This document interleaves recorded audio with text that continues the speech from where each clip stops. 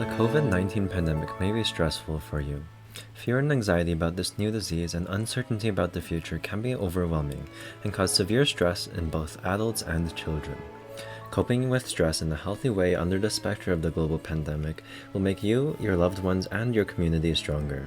Watch this public service announcement to learn about your mental health, resilience, and methods of coping and building mental health and resilience. In this video, we'll be covering some basic definitions of key terms used to describe mental health, discuss in detail the relationships between stress and mental health, give you strategies to strengthen your mental health and resiliency, and provide resources for further reading and places you can turn to for support during the pandemic. Firstly, what is stress? This is a fairly vague term that first entered the popular vernacular in the 1970s. We commonly use this term in describing a range of unpleasant emotions such as frustration, anger, confliction, overwhelmed, or fatigued. We will cover this more thoroughly in our discussion of stressors, stress response, and mental health. But the most commonly accepted definition of stress consists of the perception of a potentially threatening event, in other words, a stressor, this primary appraisal of the degree of potential harm and threat posed, and the secondary appraisal of one's capability to handle the threat. Therefore, stress is entirely based upon the individual's perception of the stressor and his or her response. Resiliency is a commonly used term that describes the dynamic process characterized by positive outcomes despite adversity or stress. Refers to how people maintain and develop healthy and positive outcomes in the face of stressful situations. An individual with high resiliency has a much higher degree of mental health. When faced by stressful situations, is able to cope in a much more positive and beneficial manner. An individual with low resiliency has much worse mental health.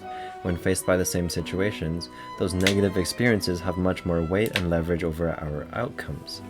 A commonly used metaphor for this is the mental health lever. Resiliency pushes the pivot point farther towards the negative side, so that the positive side has a greater degree of leverage over our mental health. For example, research conducted in 1974 by Garmezi et al.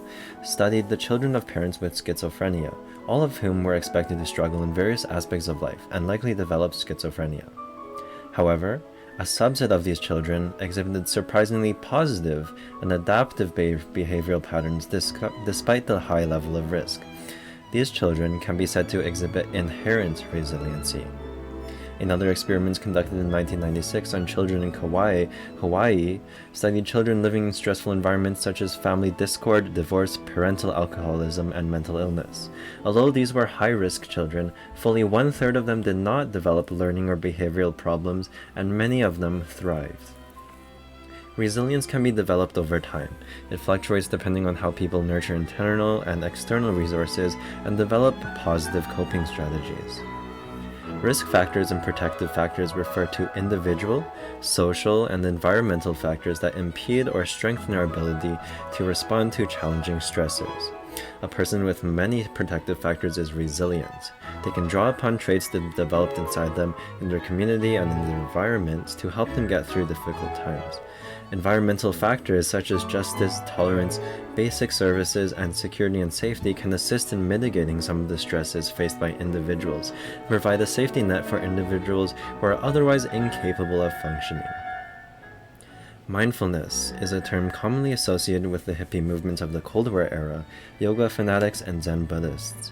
However, mindfulness is supported by neuroscience as a positive method to develop your mental health and resilience. Mindfulness is the ability to pay attention on purpose to thoughts and sensations in the present moment in a non-judgmental manner.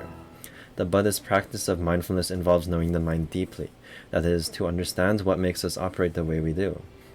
People can be clueless as to what motivates them, what the nature of their reactions and feelings are, and even what they are thinking about in the present moment. The first step in mindfulness is stopping to take notice and take stock of who we are. Ask ourselves what is going on in the body, in the mind, and in our emotional life. What underlying dispositions are operating?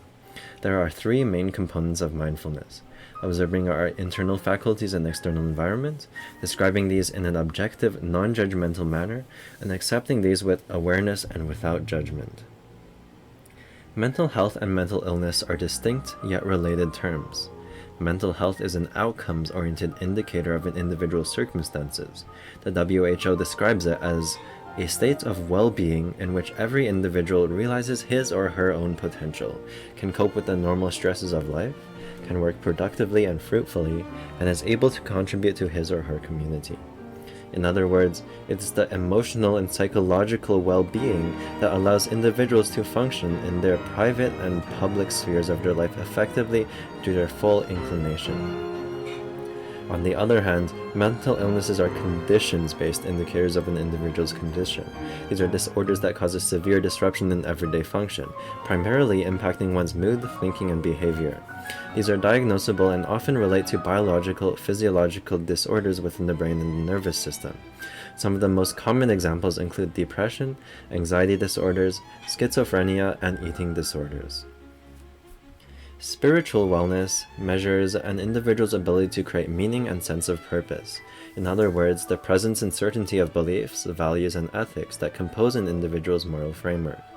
Some philosophies like humanism rely on the individual to derive meaning and purpose. Others, such as nihilism and some postmodernist strains, believe that there is no purpose in life at all. The most important thing is that you are confident in your belief and that you can adapt your life to live in harmony with that philosophy. Other possible influences on spiritual wellness include religion, personal perspective, cultural groups, and education.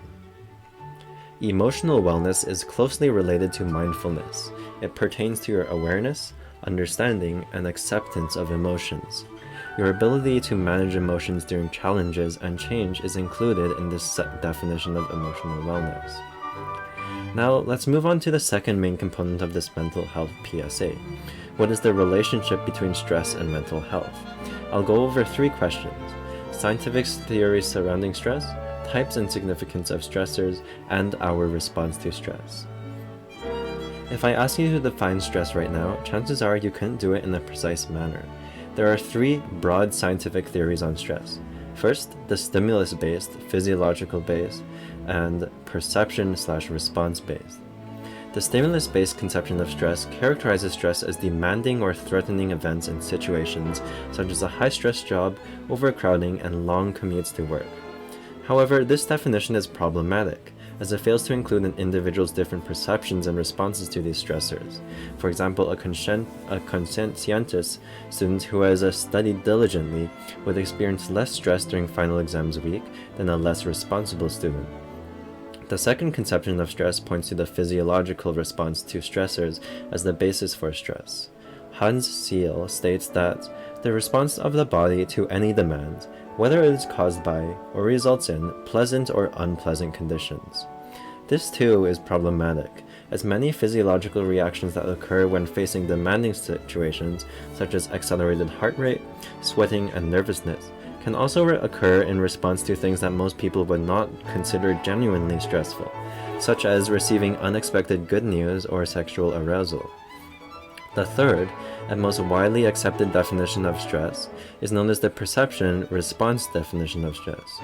As we've discussed before, this consists of a primary appraisal of a stressor's degree or potential harm or threat, as well as its potential for gain and personal growth. Then, the secondary appraisal includes the capability of the individual and the options available to that individual to deal with the threat.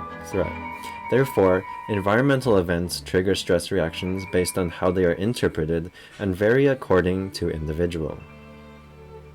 Stressors or stress-inducing events can be grouped into 3 main categories: traumatic events, life changes, and hassles. Traumatic events are those that expose an individual to actual or threatened death or injury, such as military combat, physical assaults, natural disasters, and terrorist attacks. Some individuals exposed to stressors of extreme magnitude develop post-traumatic stress disorder, characterized by a chronic stress reaction even long after the event, with intrusive and painful memories of the stressor event.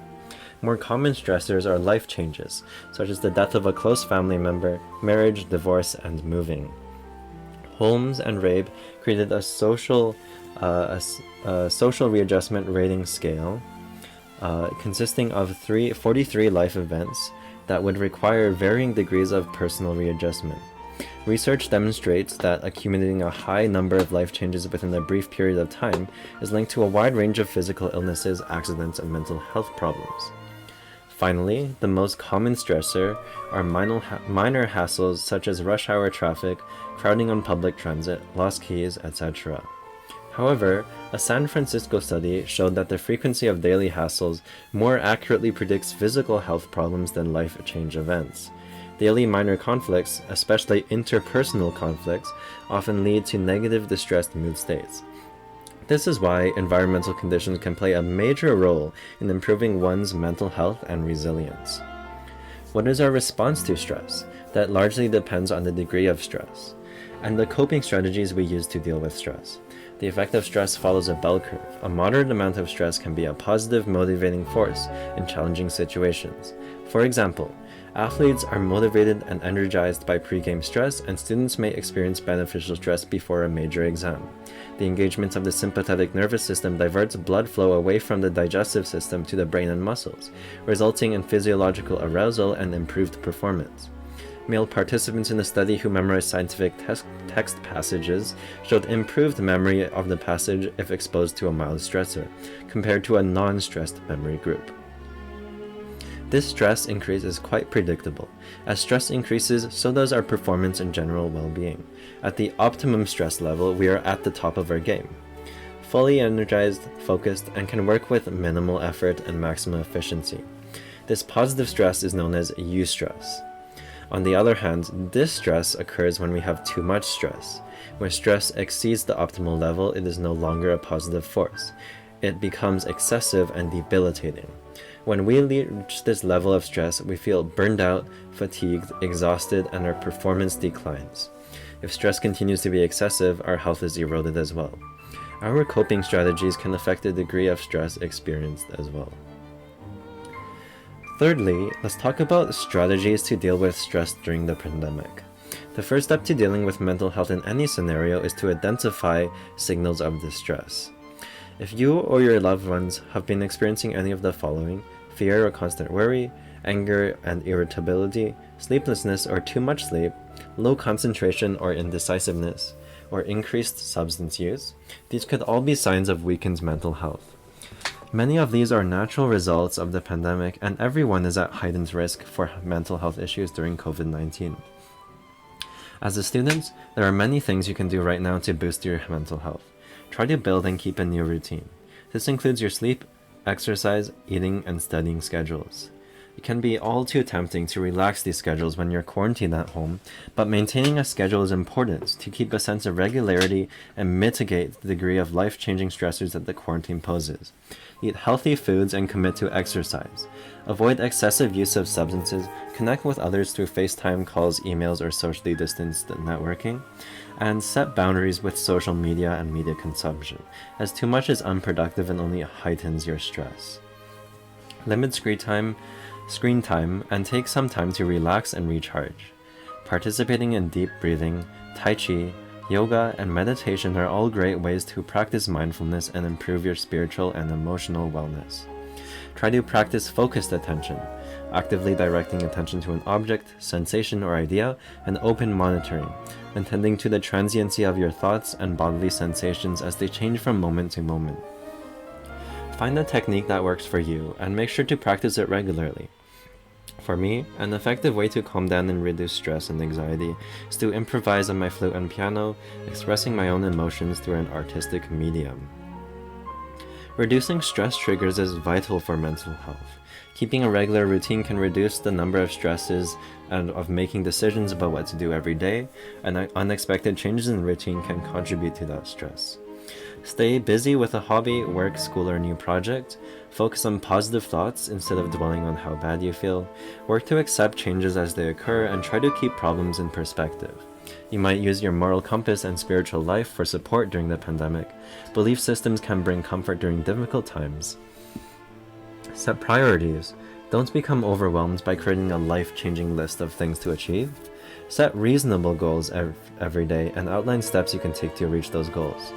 Give yourself credit for each step in the right direction, no matter how small. Recognize that some days will be better than others, and this acceptance will help you cope with the uncertainties of life during this time. Connecting with others can be a great way to find a support network. Make connections with your family, friends, schoolmates, teachers, co-workers, and try to find purpose in helping those around you. Supporting family and friends can be a great way to get your mind off of negative thoughts and creating meaning in life. It's important to get help when you need it, and to provide support to others when they reach out to you. If you want to learn more, there are a variety of resources available to you. The following organizations are nationally and internationally supported and provide huge amounts of resources: the Center for Disease Control, World Health Organization, Mental Health Resources, mentalhealth.gov, Canadian Mental Health Association Calgary, and the Mental Health Commission of Canada all offer vast amounts of resources and supports. Webinars, mental health toolkits, libraries of resources and publications, media statements, training for first responders, training for caregivers, peer support, suicide prevention initiatives, and more are all provided by the Mental Health Commission. There are multiple distress helplines that you can reach out to during times of crisis, and their information is listed on the screen. There are many mental health apps that you can use to develop healthy habits. MoodFit lets you track daily progress on moods and create goals and daily exercises to boost mental health. Mood Mission is developed by mental health professionals. It contains evidence-based activities tested and supported by rigorous trials. Talkspace gives you access to talk to a licensed mental health professional who can diagnose and treat different conditions.